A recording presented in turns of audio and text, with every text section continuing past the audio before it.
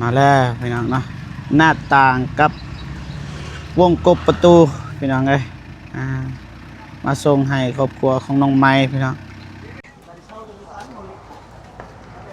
มามือกล้อง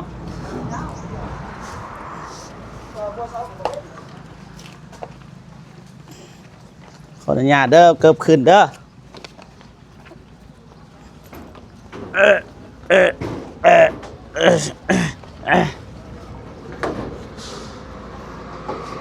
หนักเติบพี่น้องเลยปะเลยที่ให้น้องไม้มอบให้แล้วสิทายคูบไว้เดิน1 2โอเคได้ขอบใจหลายๆเดินขอบใจที่รุ่นให้พี่น้องนะน้องไม้ขอบใจเด้อขอบใจหลายๆเด้อผู้ใหญ่ใจบุญจากต่างประเทศที่มาช่วยเหลือครอบครัวของน้องไม้และน้องน้อยขออวยพรให้ผู้ใหญ่ใจบุญมีสุขภาพแข็งแรงปรารถนาสิ่งใดขอให้ได้สิ่งนั้นความเจ็บอย่าสุใดความไข้อย่าสุมีในนาทีการงานก็ขอให้ร่ำให้รวยให้มาเท่าใดให้กลับไป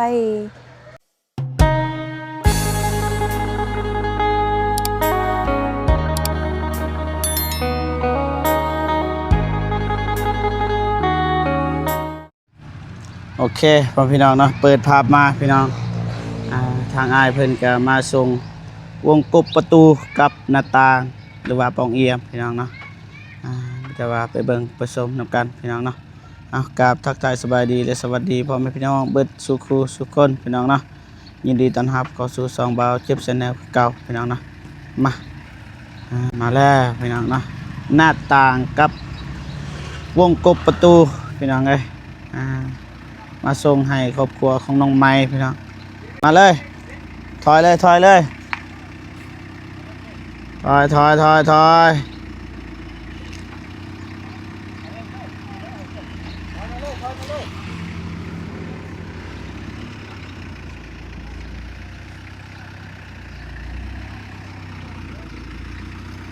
ปีนมาโอ้กลัวคืออยู่หักลายเลย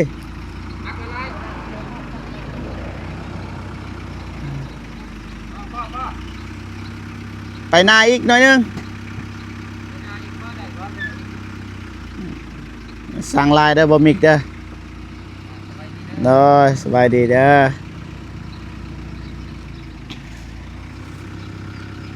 มาอย่างไร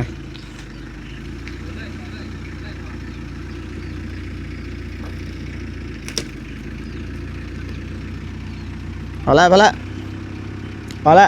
ลยมาซอยกันเด้อมาลงซอยกันมา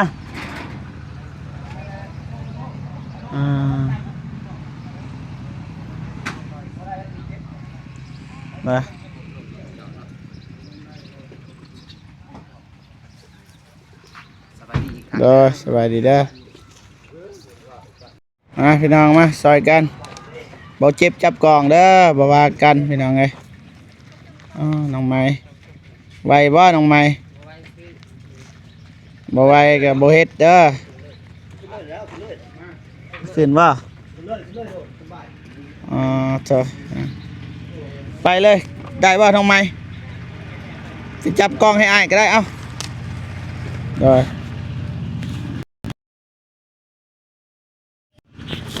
ทักทายกล้องก่อนได้สบายดีเด้อสบายดีได้พอละเฮ็ดเวียกก่อนพี่น้องไง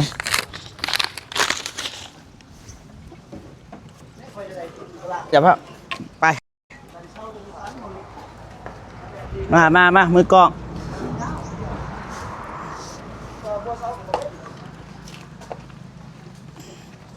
ขออนุญาตเด้อเกือบขึ้นเด้อ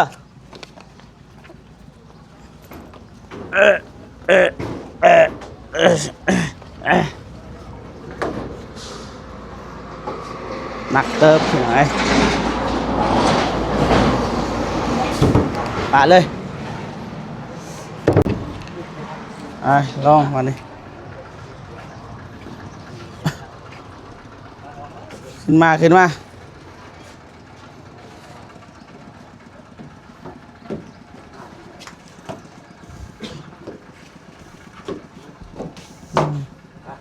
ไปลงน้องไม้จะอยู่นี่ก็ได้น้องไม้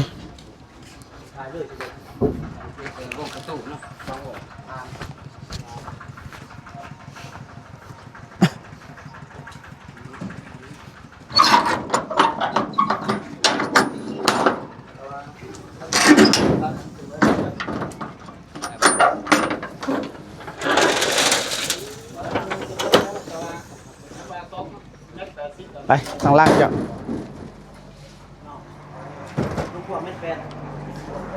บนหลุดวะ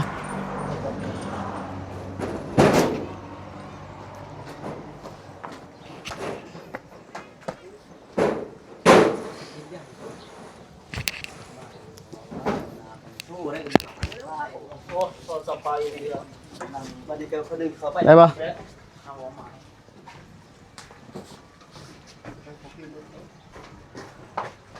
อันนี้แหละ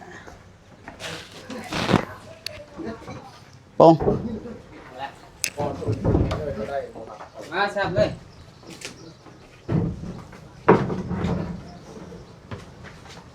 ไปเอามิก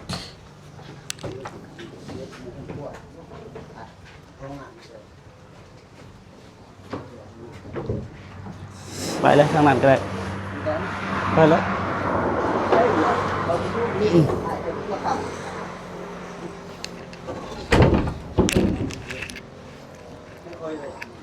ยืนไปเลย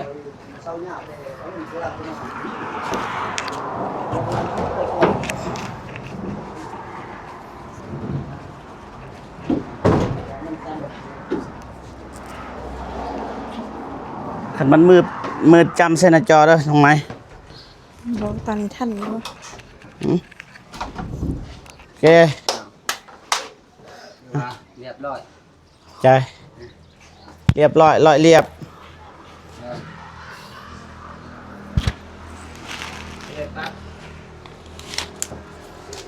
อะไรด้วย ตอนนี้ป่ะอันจะสบายดีเด้อเด้อ สบายดี ไป เด้อ มัน ได้เด้อ สูงโพดบ่ต้องได้ตัดแน่นอน เพราะว่าส่วนเพื่อนนี่มันยังต่ำอยู่วงกลมเฮานี่สูงเพราะว่าได้ตัด มันต้องได้ตัดแต่เท่าไรแหละให้ได้สามวงให้มันเสมอกันเด้ โดย เพราะว่าน้ำ2 เมตรนี่มีแต่เมตรปลาย แมน เมตร70 เมตร80 แม่แต่ เมตร80แต่ว่าก็บ่เป็นหยัง คือที่ช่องเม็ดนี่คือ โดยแต่ว่าบานประตูกับคันบ่สั่งกับมันบ่มี แม่น ซ้ำนี่หายากเลยบ่มีเลย เมตร80บ่อยู่เท่าแต่งคือสิมีอยู่ บ่มีแต่ว่าคันซื้อก็มีแต่ตัด เด็ดตัดย้ายยากบ่มีปัญหาเนาะตัด แต่ว่าคันบ่จันมันสั่งเอาสั่งให้เขาเฮ็ดให้ แม่น ตามแบบของเฮา แมนมีแต่สั่งเขาเฮ็ดมันต้องทาอีกมันต้องทาลายมืออยู่เพราะว่า เพราะว่าน่าสิได้แก่ เด้อ สร้างเป็นตามนั้นแหละประมาณใน3 โมงหันคันว่าตัดเท่าไรก็ให้เสมอกันหมด180ก็ให้180เบิดเอาตับหนึ่งก็ได้บ่มีได้โอ นี่ เค คือว่าเฮ็ดไว้สุดแล้วนี่ ได้ 3 วัน 4 วันก็ถือว่าสำเร็จ ตามบินนี่เลยเนาะ แม่นๆเพราะว่าช่วงนี้ใหม่มันก็แพง วงยาง หาใหม่บ่มี วงประตูนะประตูเข่าไปนะตัวนี้จำนวน3ราคานี่350,000พอดี1,50,000วงปวงเอียบ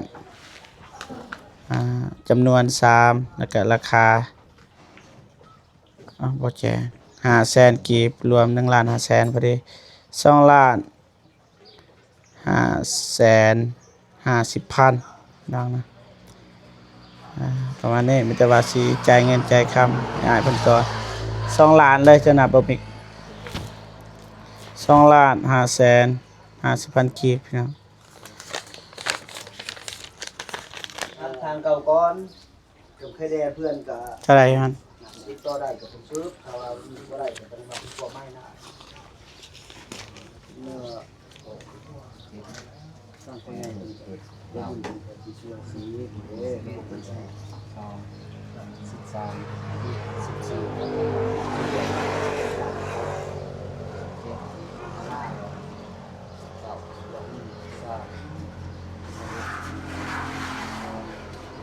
เงินเมื่อวานมันจะไม่แอบนะเงินสูง เจ็บสองอะไรอันนี้นั่ง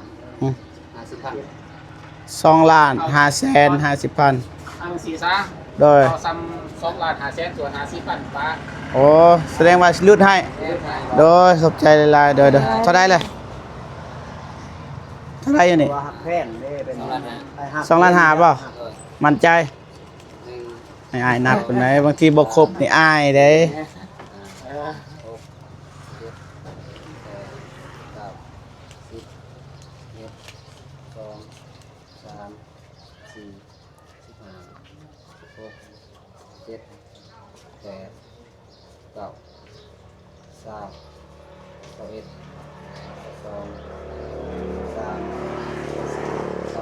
โอเค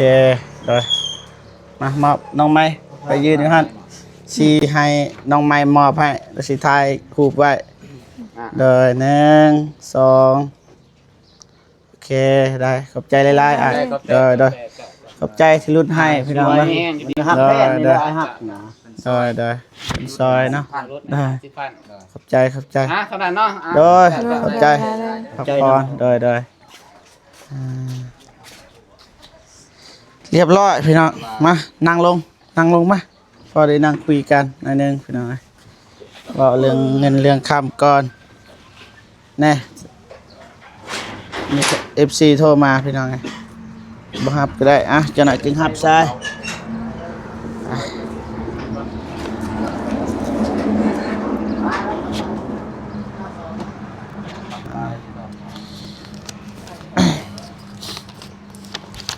บินตัวมื้อนั้นนี่เท่าไหร่นะบินเต็มพี่น้องไงเต็มบินธนาคาร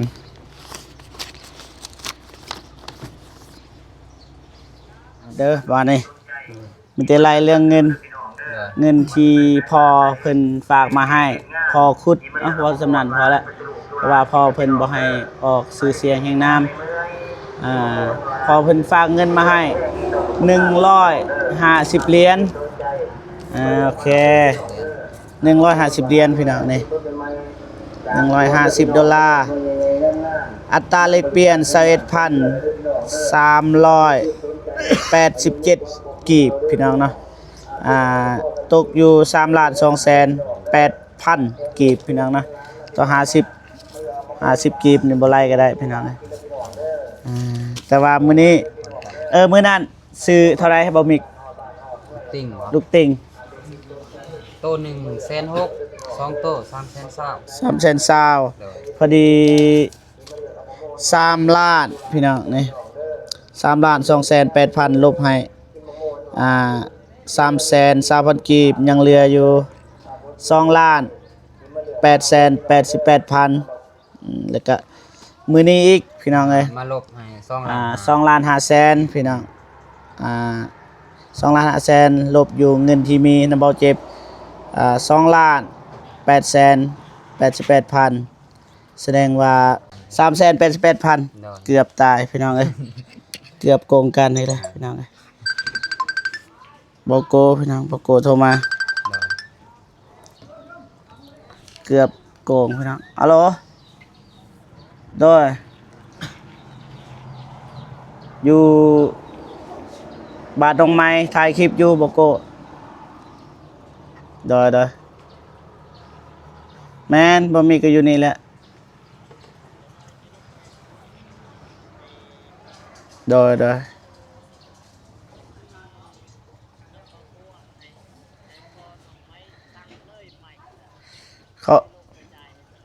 เขามาส่งแล้วบ่โกกำลังถ่ายคลิปนี่จ่ายเงินเรียบร้อยแล้ว จ่ายเงินเขาเรียบร้อยตอนนี้ แม่นเงินพอเพิ่น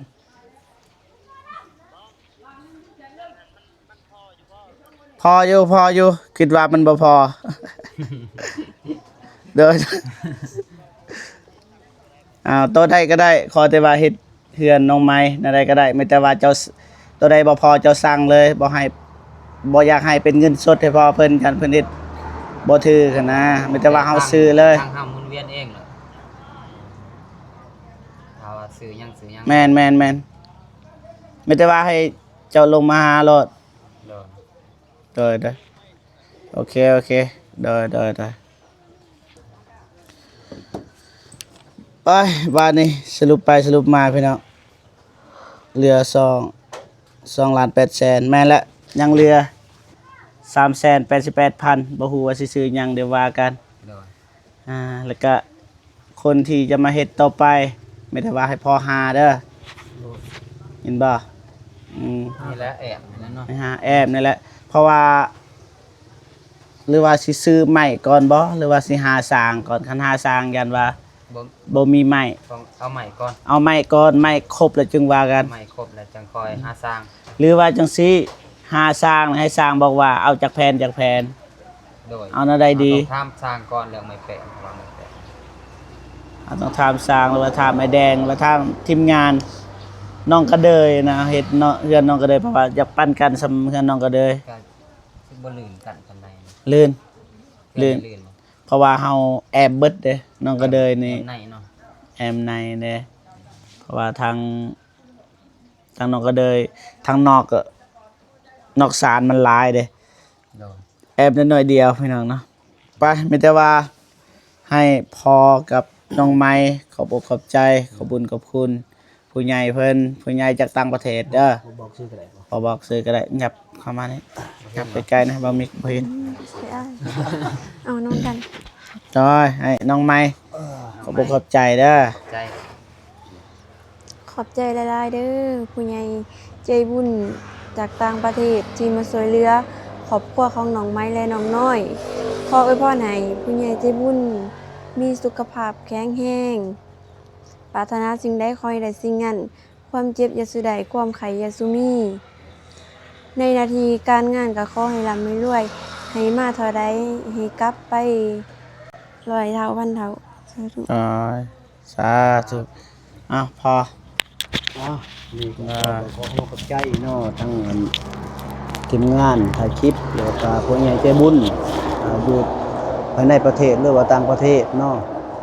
ที่มีน้ำจิตน้ำใจช่วยน้องหน่อยน้องไม้เป็นทรัพย์สินเงินค้ำขอให้มีสุขภาพเข้มแข็งและปรารถนาสิ่งใดขอให้ได้สิ่งนั้นแล้วก็ให้มีอายุมันยืนแล้วขอให้เฮงปังขึ้นไปสาธุสาธุ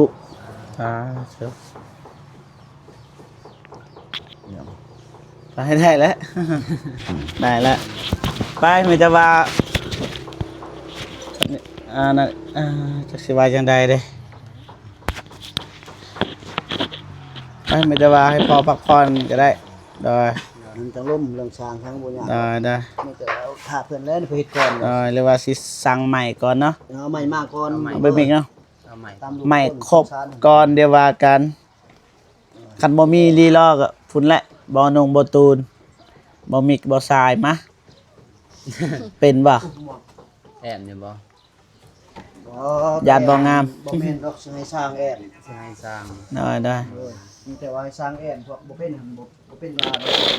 ได้ พวกทีมงานคิด ได้ คนเขา ยันบ่ฮู้บ่เป็นพี่น้องเนาะ เอาพวกเก่าก่อนเขาบ่เฮ็ดจังหวะใหม่ ไปบัดนี้มาบ่าวเจ็บก็บ่มีหยังหลายพี่น้องเนาะก็ขอบอกขอบใจขอบุญขอบคุณเนาะผู้ใหญ่ใจบุญก็คือพ่อเพิ่นเนาะที่ไว้วางใจบ่าวเจ็บเป็นสะพานบุญในครั้งนี้เนาะโอนเงินมาให้150เหรียญซื้อลูกติง300,000แล้วก็ซื้อวงกบประตูแล้วก็วงกบปองเอี่ยม2,500,000แสดงว่ายังเหลืออยู่388,000นะบ่เจ็บพี่น้องเนาะเมื่อกี้ก็ไล่บ่ถูกพี่น้องคิดว่าติดลบคันบ่มีบ่ทวงก็บัดมื้อหน้าจึงทวงก็อายเจ็บ พี่น้องเนาะแล้วก็อวยพรให้พ่อเพิ่นนะจงมีแต่ความสุขสุขภาพแข็งแรงขออายุมันควรยืนนะความเจ็บบ่ให้ได้ความไข้บ่ให้มี